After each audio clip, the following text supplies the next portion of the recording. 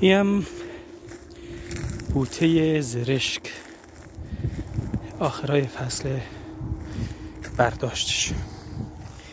اینم نمونش، احتمالاً همین زرشک.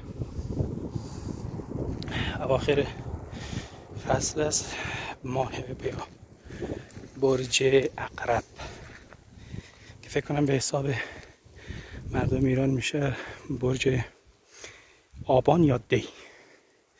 ببینید اواخرش من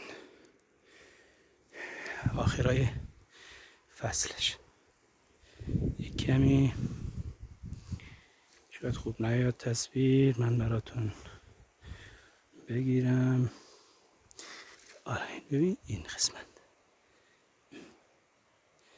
باشید، دوربین و جالب اگه نیست شما با بزرگیتون ببخشین. اینم پوچه دیگه آخرشه احتمال.